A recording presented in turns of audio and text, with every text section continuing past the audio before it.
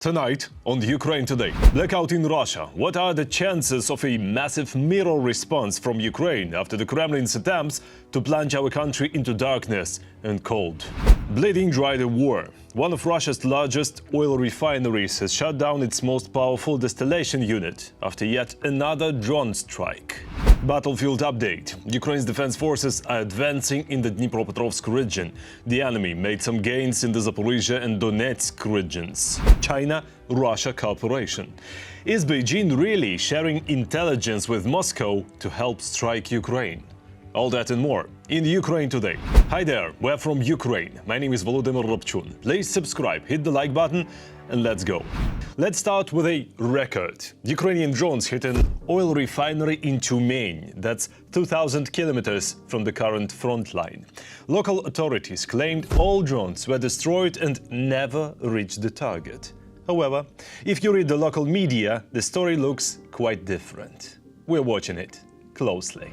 One of Russia's largest oil refineries has suspended its most powerful crude distillation unit after a drone strike. That's according to Reuters. The plant is located in Kirishi, Leningrad region. Repairs may take up to a month.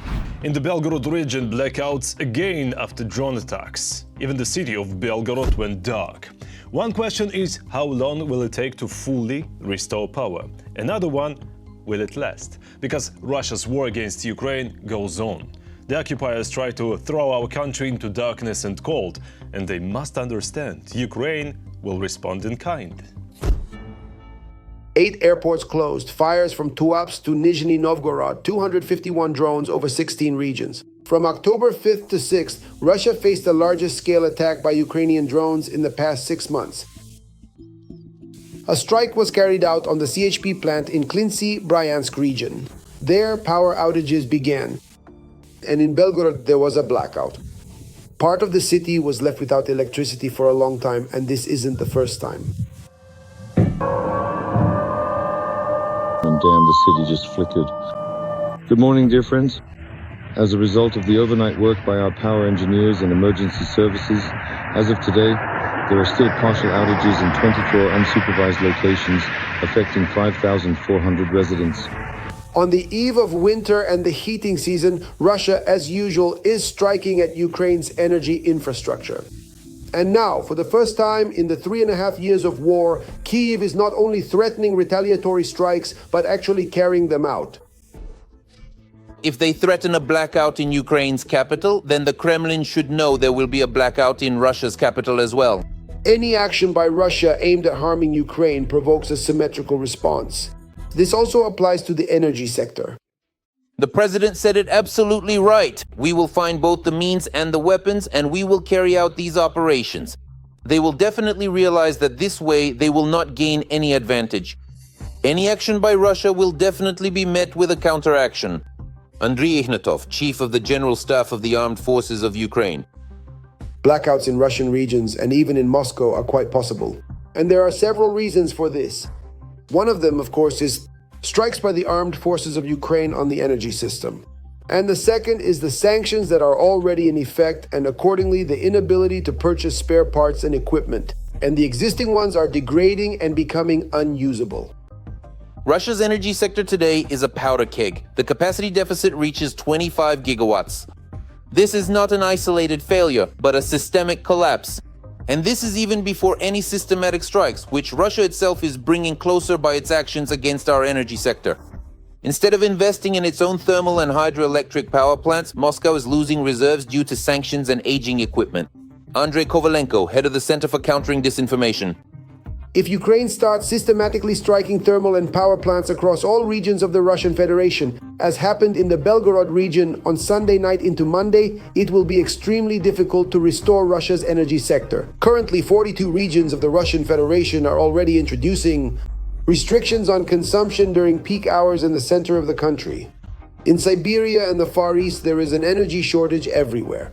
And that's even without any capacities being knocked out. When Russians destroy Ukraine's energy infrastructure, we have a safety net. We receive kilowatts from the EU as well as spare parts for restoration. In turn, Russia does not have such assistance. Their energy workers can only rely on themselves. And as the latest strike in the power grid showed, Russia is facing a very long, cold, and dark winter. And on these frames, you can see a Russian air defense missile intercepting a residential building. Yes, that's the work of the Panzer S-1 system, right there in Belgorod. Ukraine's defense forces have, for the first time, destroyed a Russian ground robotic system, the Courier, on the Pokrovsk front. It was equipped with an automatic grenade launcher. The strike happened last week, but the video only surfaced now. The Russians sent the robot toward Ukrainian troops hoping to attack, but it was spotted and taken out by a drone. Ukraine is fighting for freedom. Support independent Ukrainian journalism so we can keep telling the truth about Russia's war. Click the link in the description to become our sponsor. And now's the time to subscribe and give this video a like. And please share it, so as many people as possible can see the truth. Thank you, and glory to Ukraine. Reports say Russian troops captured the village of Maliyivka in the Dnipropetrovsk region. That's according to Deep State. The enemy also advanced in the Zaporizhzhia and Donetsk regions. Meanwhile, Ukrainian soldiers shared footage of a successful assault in the village of Sichneva, Dnipropetrovsk region. Deep State earlier confirmed the area was cleared of Russian forces. The result: 50 occupiers eliminated and 8 taken prisoner. Over the past day, Russia lost at least 1,020 troops killed and wounded. Since the start of the full-scale invasion, that's already 1,117,360 invaders. In just 24 hours, Ukraine's defense forces also destroyed 3 Russian tanks, 6 armored vehicles, 29 artillery systems and dozens more pieces of enemy equipment. Overnight, the Russian army hit Ukraine's energy and railway infrastructure in the Poltava and Sumy regions, causing serious power outages. Residential buildings were also damaged. President Volodymyr Zelensky called on Western nations to stop helping Russia produce missiles and drones. He said this includes the supply of critical components and machinery used for weapons manufacturing. The Ministry of Foreign Affairs of Ukraine will gather the ambassadors of the states that can help not only our resilience, but also their own. In fact, if these countries block the openly shameful schemes of supplying Russia with critical components for missile and drone production, the Russian threat will become much smaller. Putin simply doesn't know how to fight without terror, and Russia wouldn't have a single missile or most of its drones, and therefore wouldn't be able to cause such damage to our energy system if it couldn't buy or somehow import Western-made components specifically for missiles and Shahed drones, and also parts and machinery coming from South Korea, Japan, China, and Taiwan. Unfortunately, there are still many European and American components being supplied to Russia.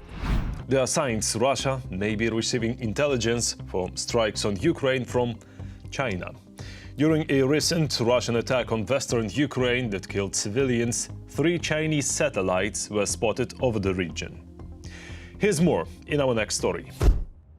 China continues to pretend that it is maintaining neutrality in Russia's war with Ukraine, but in reality, it is spying from space and passing information to the Kremlin. We have a unique relationship with China. That's true. During the Russian night strike on Ukraine on October 5th, it was specifically Chinese activity that was observed over the western regions.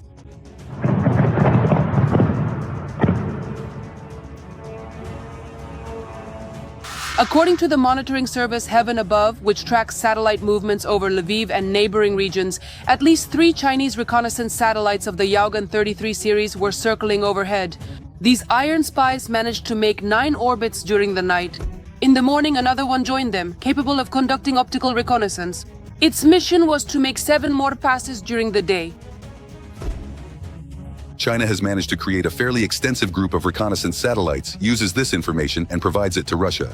The satellites' orbits passed at low altitudes, which made it possible to obtain clear, detailed images. Analysts do not rule out that such a coincidence in the timing of the route is not accidental at all. This may be evidence of intelligence cooperation between Beijing and the Kremlin, involving the exchange of data on the air situation, the location of air defense systems, and the movements of Ukrainian aviation. Ukrainian foreign intelligence confirms this.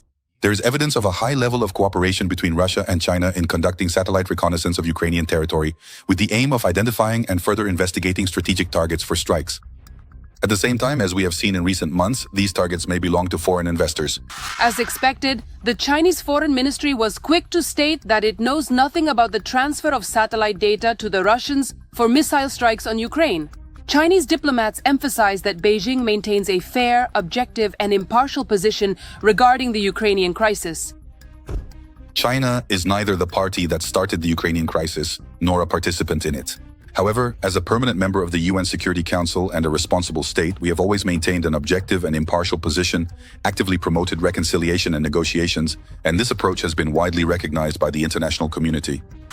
Yes, in the official rhetoric of the PRC, there is still no place for the word war, which Putin treacherously unleashed in Ukraine. Meanwhile, the Yaogan satellites continue to observe Ukraine from orbits about 700 kilometers high, making a complete revolution around the Earth every hour and a half.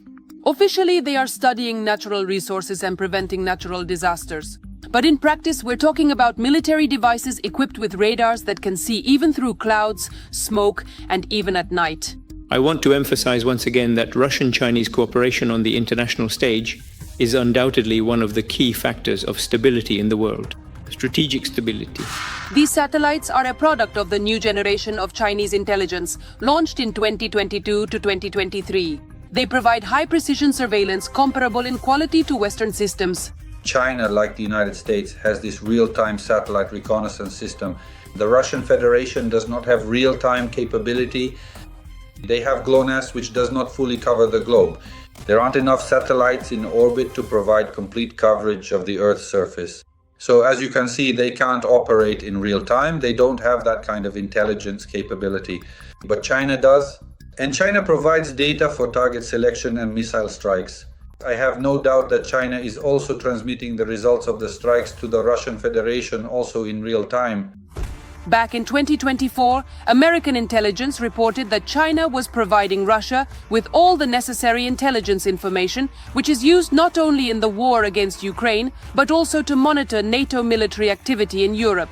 In addition, in 2022, a company affiliated with the Wagner PMC purchased 2 Chinese satellites for gathering intelligence data, signing a contract worth more than $30 million.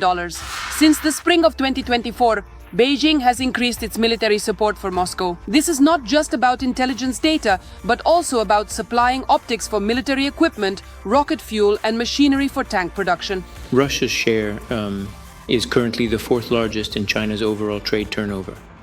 This matters to everyone. China also supplies Russia with special chemicals, gunpowder, and equipment for 20 military factories of the Russian Federation.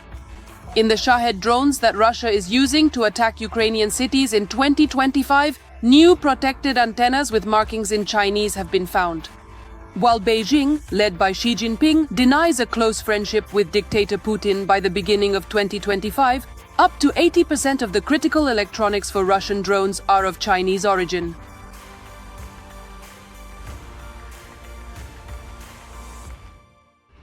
Every voice matters. Join our community, support independent journalism, and help us bring you the truth from Ukraine. Become a member of Ukraine Today. Join us now. You see, we should remember, China has its own interests. Sometimes they overlap with those of the terrorist state, Russia, and that's painful for Ukraine. But that doesn't mean Xi Jinping and Putin are friends. The situation in Central Asia once again proves it. China is Russia's main partner, helping it keep its economy afloat and wage war in Ukraine. They were shouting that. Well done. Clucky, yes, well done. Hooray. On the Chinese one. I'm expanding On the Just Patels and children's contacts and interactions with President Vladimir Putin in various significant forms, all taking place on the robust platform of the dynamic and long-term development of Chinese-Russian relations. Thank you very much. But is that really the case? After all, at the same time, China denies selling weapons or components to Russia, and Chinese banks have stopped transactions with Russia because of the sanctions. This is Spares tens of millions of Chinese soldiers. That would be just what we need right now. And why do you think so? why not? Why? Do you really think only soldiers should die? Just look at the Belgorod region. I think how much we lack the Chinese People's Army. Very often we hear statements from China that China has never sold weapons to Russia and that China supports the territorial integrity of Ukraine and wants an end to the Russian-Ukrainian war. Just 3 years ago, propagandists were rejoicing, saying, let Western companies leave, we'll just buy everything from China. Now we've bought a wonderful Chinese car. It's amazing. Many, many times cheaper than the cars we used to buy before. I bought myself 3 pairs of Gucci shoes. 2,000 rubles each. Wonderful. Probably made somewhere in China too. I hope also here with us. Fake, of course. As a matter of principle, I now only buy fakes. There's not even any need to comment on what came of that. And that so-called Chinese support for the Russian economy resulted in the bankruptcy of Russian manufacturers. And just look at what, for example, the soldiers are using. What, on Russian-made vehicles? You have to be a real patriot to drive a Patriot, because it costs a fortune. It breaks down all the time, and the spare parts are insanely expensive. That's why the guys drive Chinese vehicles. And now they need motorcycles. Russian ones? Nowhere. For some reason, that's how it turns out, right? There are few Russian, and there are no Russian.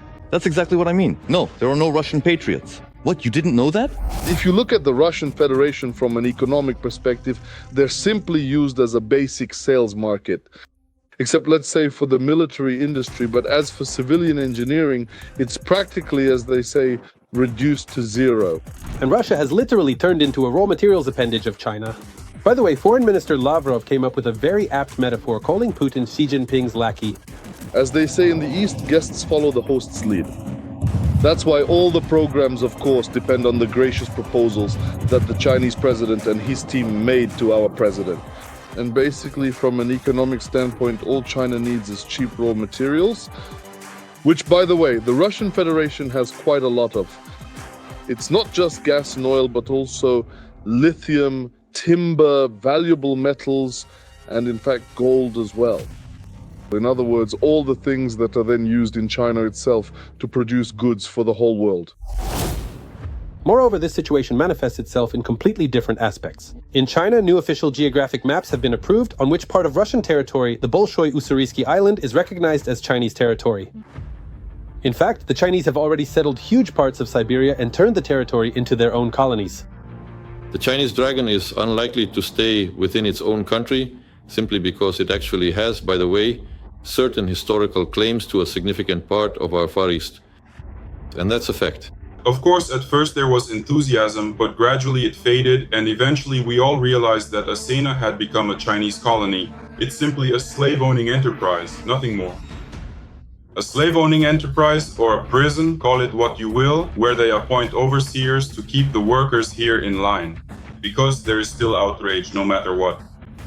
And the workers in Asena went out to protest with the slogan, Asena is not China. And they also they regularly threaten, saying that you won't be able to get a job anywhere in this city.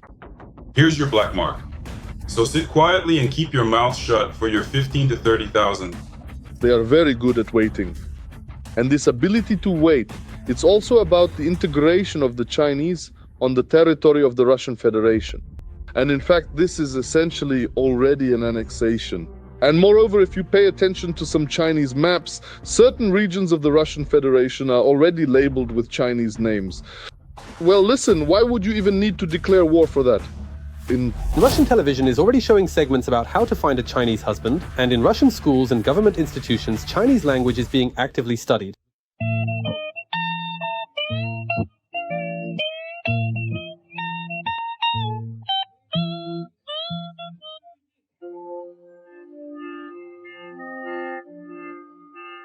It is divided into two camps, those who want to study it and those who are skeptical and say, why do we need Chinese? We're not planning to go anywhere.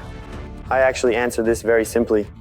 I say, I'm not teaching you Chinese here. I'm using the Chinese language to make you think for yourselves.